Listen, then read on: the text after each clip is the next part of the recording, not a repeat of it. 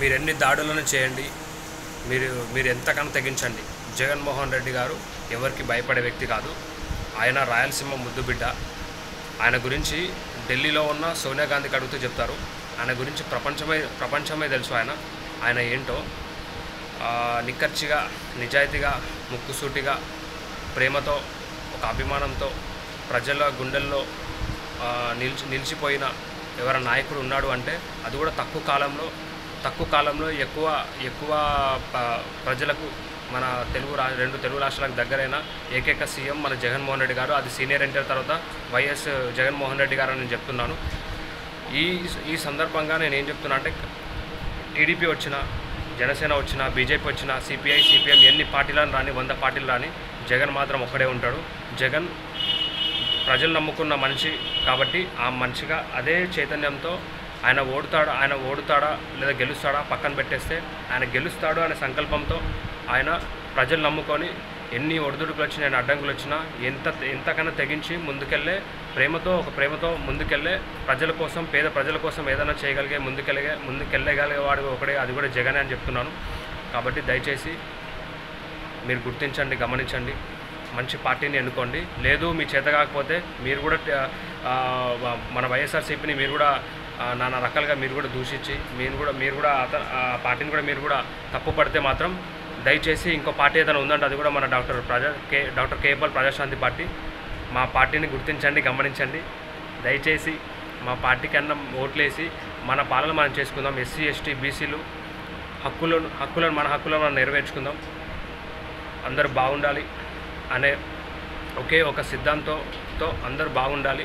ఎటువంటి మత మార్పిడి లేకుండా, ఎటువంటి అబద్ధపు ప్రచారం లేకుండా, ప్రజల్లోకి ఓటుకు నోటుకు కేసులో ఇరుక్కోకుండా, అంటే ఒక నీతిమంతమైన మార్గంలో నడిచే పార్టీ ఒకటే, అది కూడా డాక్టర్ కేపాల్ ప్రజాశాంతి పార్టీ. దయచేసి ఇప్పుడు కాకపోయినా ఫ్యూచర్లో ముఖ్య పాత్ర పోషిస్తున్న పార్టీ ఏదైనా ఉందంటే ప్రజాశాంతి పార్టీ అని నేను చెప్తున్నాను. దయచేసి ఈ రెండు పార్టీలను మీరు గుర్తించండి, గమనించండి, గెలిపించండి. నిన్న సీఎం వైఎస్ జగన్మోహన్ రెడ్డి గారిపై జరిగిన దాడిపైన యాక్చువల్గా టీడీపీ వాళ్ళు చేశారు, జనసేన వాళ్ళు చేశారా అంటే ఎవరు చేశారో మనకు కరెక్ట్గా తెలియదు.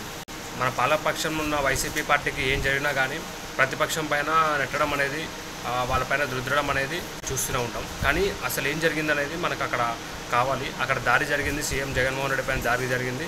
కానీ అక్కడ ఏం జరిగింది అనేది మనం ఫస్ట్ ఆ అటాక్ ఎవరు చేశారు, అసలు అది క్యాట్ గన్తో చేశారా, ఇంకా వేరే రాయితో కొట్టారా, అసలు ఇంకేమన్నా చేశారా?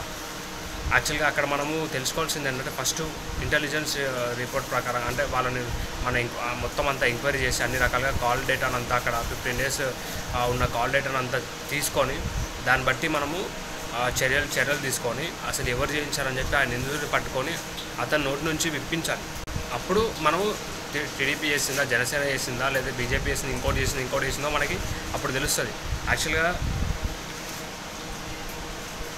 ఇంటెలిజెన్స్ రిపోర్ట్ ప్రకారంగా మామూలుగా మొన్నటి వరకు ఎలా ఉండేదంటే, వైసీపీ మాత్రం వైఎస్ఆర్సీపీకి 45 to 55% ఓటింగ్ ఉందని చెప్పి రిపోర్ట్స్ వచ్చాయి. అదే ఎన్డీఏకి, అదే మన జనసేన, మన టీడీపీ, బీజేపీ అంటే ఈ కూటమికి, ఈ ఎన్డీఏకి యాక్చువల్లీ ఈ పార్టీకి ఎంత వచ్చిందంటే 40 to 45% అని ఉంది. కానీ నిన్న దాడి జరిగినప్పటి నుంచి ఇది చూస్తే మాత్రం అది టీడీపీ వాళ్ళు చేసినైతే కాదు. ఎందుకంటే ఇప్పుడు జనసేన, ఇప్పుడు మన టీడీపీ ఉంది, చాలా తెలివైన వాడు నారా చంద్రబాబు నాయుడు.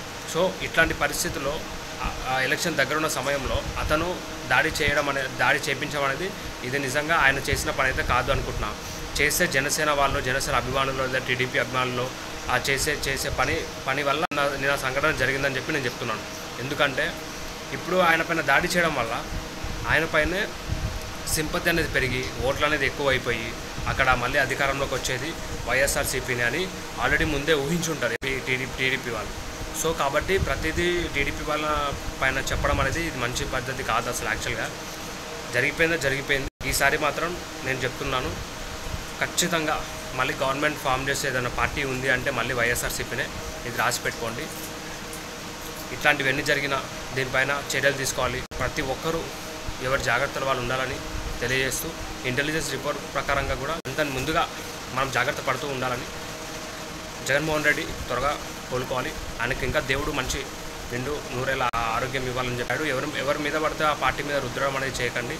అని పట్టుకుని ఎవరైతే చేశారో వానికి శిక్ష పడేలాగా చేయమని చెప్పి ప్రజాస్వామ్యాన్ని రక్షిద్దాం. మన పాలన మనం చేసుకుందాం. దేశమంతా గుర్తించే విధంగా మనం పనులు చేసి చరిత్ర సృష్టిద్దాం. మీ ప్రశ్నించే ప్రజల గొంతుగా మీ Richardson Rayudu. Thank you so much.